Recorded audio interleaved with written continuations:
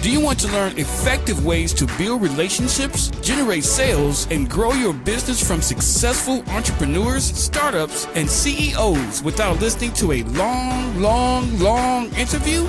If so, you've come to the right place. Gresham Harkless values your time and is ready to share with you precisely the information you're in search of. This is the I Am CEO podcast. Hello. This is Gresh from the I Am CEO podcast, and I have a very special guest on the show today. I have Chris Chansey of Amplio Recruiting. Chris, it's awesome to have you on the show. Hey, thanks for having me, man. I'm excited.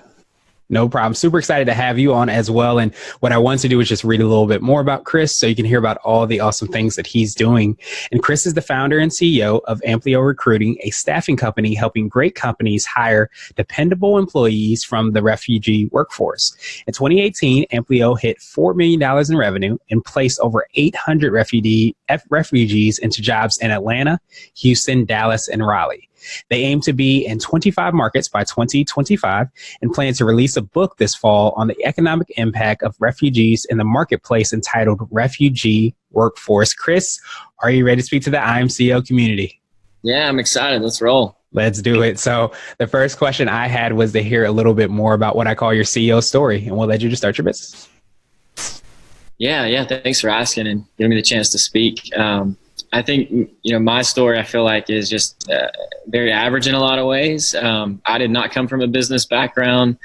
I remember the first opportunity I even had to kind of be put in a position of leadership within a business. My direct report at the time was telling me describing what a P&L was. And I remember writing down the letters P-N-L, 3 letters. I got it. And so, I feel like I've really come a long way since then. But most of it's been through failure, just failing forward and figuring things out and being willing to try some stuff. And so, so my wife and I moved into a community here outside of Atlanta. And at the time we were looking for a good deal on a house. And we knew that this community was somewhat of an international community, thought there might be some good restaurants to check out, but we had no clue that it was really a refugee resettlement community. And so for about 30 years, this community outside of Atlanta called Clarkston had been really a center for refugee resettlement, and it's called the most diverse square mile in the country. And so pretty quickly we started thinking through what potential ways we could serve this community is pretty unique. And as we met our neighbors and got to know a little bit more about who they were and where they were coming from, we realized a lot of them just were eager to get back to work. When before they were displaced from their home, they had a job. And as we all know, there's a lot of dignity in being able to work and work with your hands and be proud of what you've done. And so we started looking at potential companies we could start to hire people from the community. And really what we landed on was, man, there's a lot of companies who need to hire dependable people. There's a lot of people in this community who've been overlooked, but really have a lot to add in terms of just being really working people and really dependable people. And so we said, let's just start a staffing company. We have no background in staffing, but we can figure it out as we go and really connect these two groups. And so that was about 5 years ago. We launched into Amplio Recruiting, and it's been a crazy journey, but we've seen a lot of companies be tremendously impacted by hiring people from refugees and just recognizing that the media and a lot of the political rhetoric we see around refugees is to kind of help us either believe that they're a charity case and they need a lot of support, or they're a terrorist threat and then we need to watch them very closely. But in reality, they're a workforce. They're a group of people who want to work hard and add value and pay taxes and contribute to their local community. Nice. And I appreciate you, touching on that, because I was just going to ask you a little bit more about like kind of the narrative and the definition of, what a refugee is and what that looks like. But I'm glad, you definitely touched on that, because I think a lot of times, sometimes we forget that work is a part of you. So when you aren't able to work, whether you're a refugee or anybody for that, example, or you're not, fully fulfilled in whatever you're doing, that does, can be really, really frustrating. So I appreciate you for, identifying that. And even though you didn't have that background, you said, but in true entrepreneurial form, you created something that helped create like win-win-win opportunities for lots of people. Yeah, that's what the most exciting part is, that there's so many companies that, we talk to on a daily basis, and they would say, the CEO I'll talk to, and he'll say, I thought that the hardest part about making this business successful would be to secure the right patent. Or, a lady will say, man, I thought the hardest part was going to be finding a co-founder who could really run with me. Or, there'd be all these things that you think is going to be the most challenging aspect of starting and being successful in business. And none of them would say, I thought my hardest, the thing that I was going to struggle the most with was finding dependable people. That's always kind of seemed in the past to be sort of something that you just kind of take for granted. And I think we're realizing now in the labor market there's 7 million open jobs in the U.S. 7 million jobs will go unfilled this year. Wow. Most of those are in manufacturing and hospitality. Those are two of the industries we serve. And so we just recognize we've got a lot of dependable people who are legal to work. They're already in the U.S. So whether or not you agree that we should continue to the bottom line is there are people who are already here who are legal to be here. So why not give them the opportunity to contribute and, take these jobs and provide for their family and create greater stability for them and in their community as well. Yeah, absolutely. And I appreciate you for sharing that. And you're absolutely right. I've been to networking groups and talked to business owners, and sometimes the frustration is just finding the right people to put in the right spots. And, it's always kind of like a thing that you're always looking to do, but it's great that you guys are kind of like matchmakers, so to speak, where you're finding those, organizations and companies that can use, the refugees and the workforce, and then, making that connection. So I wanted to drill down a little bit deeper and hear a little bit more on like how the process works, how you help support, the refugees, but also the businesses and organizations, and what you feel kind of is like your secret sauce. Yeah, that's such a great question. In reality, the staffing industry has been around for a long time. And as we kind of stepped into that world, there was a lot of things I knew that we could benefit from and learn from what staffing has done really well. It's a great business model. It's very profitable. But of course, we all recognize there's a reputation that comes along with staffing. The connotation there may be that people are not treated fairly, and that people could be taken advantage of. And so we wanted to be very aware of that from the start, of how do we set ourselves up so that we're telling a different story, that we're going to come along and provide the same workers' comp and the same payroll services. But at the end of the day, the people we're placing on our payroll and then eventually on the company's payroll are people who are really dependable. You're gonna see an increase in retention. The industry standard in staffing is right around 40%, and our retention rate is right at 80%. So double the industry standard. And it's not a lot because we're doing anything really special or unique. Really talk about secret sauce is really connecting deeply with the refugee community. So we see an increase in retention. We see an increase in productivity as well.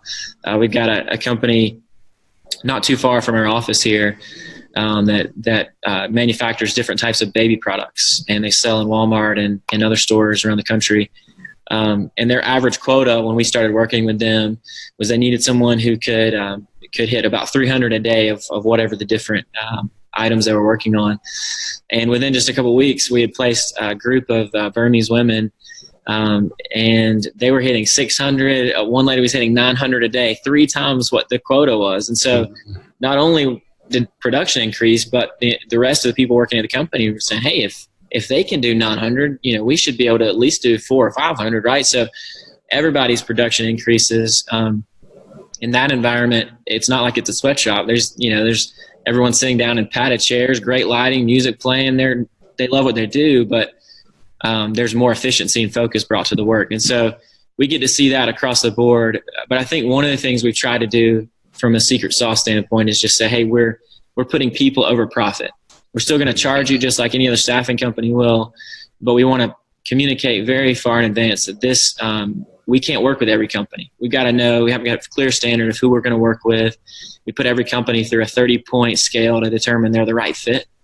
And then over the last year, we became a B Corp. So we're the first and only staffing company to become a B Corp certified. And nice. It's kind of, it's hard to imagine that that's the case, but hopefully that there's a standard there that other staffing companies can adhere to as well, to say, let's take care of the people, because that really is the lifeblood of a successful staffing business.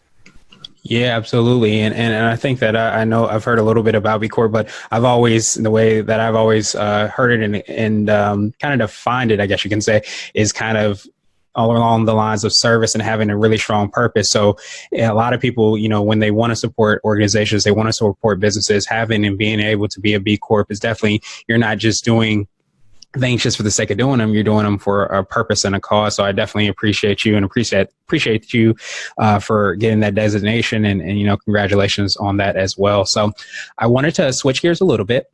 And I wanted to ask you for what I call a CEO hack. And this might be like an app, a book, or a habit that you have, but it's something that makes you more effective and efficient. Yeah, I mean, that's such a great question. And I think if there's anything, there's very little that I do well. I think it's failing forward and just learning from mistakes. And so there's been a couple. I'll mention maybe one book and then maybe one habit really quick. So one book that has been really key for me is called Making Money is Killing Your Business. Making Money is Killing Your Business. Chuck Blakeman is the author. He's a mentor and a friend of mine, and just really logical, insightful, hard-hitting, really good practical book on how to grow a successful business and not just something that's just going to generate some cash. So I really like that. And then for me, I think recognizing that getting up in the morning early and having some time to really be able to focus fully on what has to get done today before I get kind of pulled into everything else during the day has been important. And so the only way I was able to accomplish that was really just recognizing if there's something that's necessary and it's like a high necessity for me when I go to sleep, there's a really strong chance that I'll get up at 5:30, 6 a.m. and knock it out. But if I don't go to bed with a sense that this is highly urgent and necessary, then it's a little bit easier to sleep in until 7 or whatever and kind of be pulled into the day, and then I'm trying to catch back up. So I just have a clear sense of what's the one thing that's got to get done, and I know it's going to force me to wake up and get it done in the morning before I get going with the day. Nice. I love that, because it's kind of like you're starting tomorrow, the day before yesterday, because you have that momentum because you're already prepared for exactly what you want to do. And then it just kind of, I imagine. Yeah, definitely. Nice. And now I wanted to ask you for what I call a CEO nugget. And this is a word of wisdom or piece of advice. And you might have already touched on this, but this is something you would tell your younger business self. Yeah, one of the things I've really started settling into is, again, kind of talking about this whole theme of failing forward and learning from our mistakes is I talk a lot about victory is victory.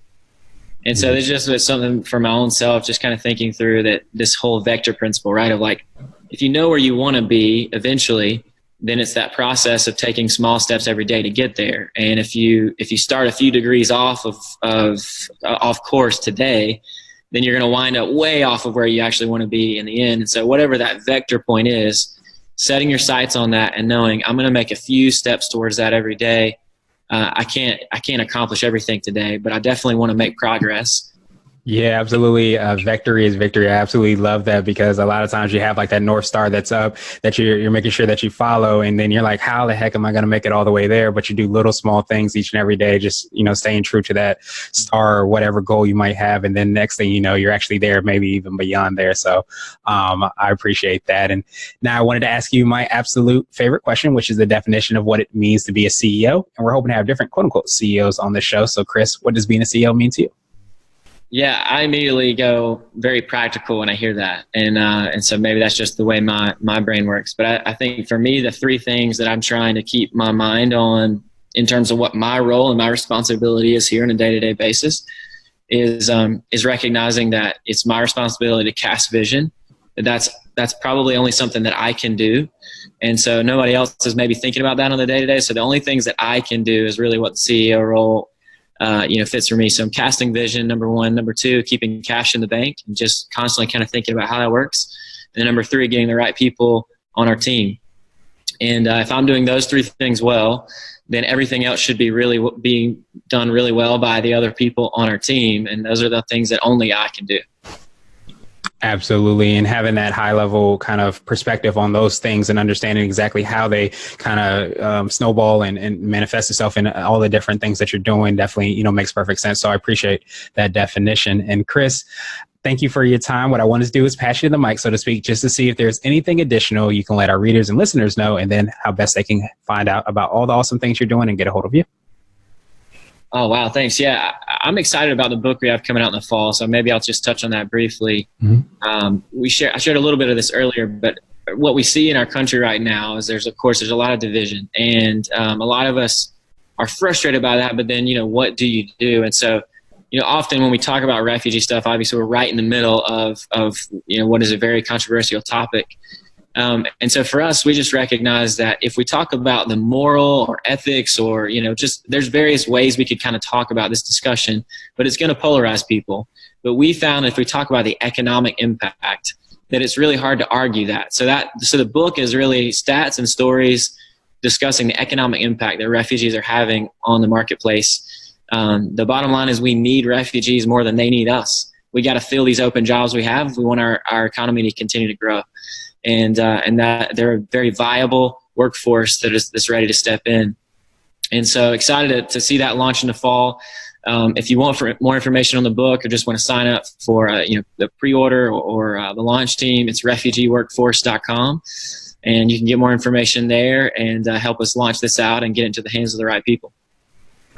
Awesome. Well, I definitely appreciate you for, making that dent. And I think you said the 7 million unemployment that we have in the country and definitely, helping out the refugees as well. We'll have those links in the show notes just so that anybody can follow up with you, get a copy of the book and pre-order it or buy a copy as well. And thank you so much again. And I hope you have a phenomenal rest of the day. Great. Thanks for the time. Thank you for listening to the I Am CEO podcast powered by Blue 16 Media. Tune in next time and visit us at IAM305.co. I Am CEO is not just a phrase, it's a community. Be sure to follow us on social media and subscribe to our podcast on iTunes, Google Play, and everywhere you listen to podcasts. Subscribe and leave us a 5-star rating. Grab CEO gear at www.ceogear.co. This has been the I Am CEO podcast with Gresham Harkless. Thank you for listening.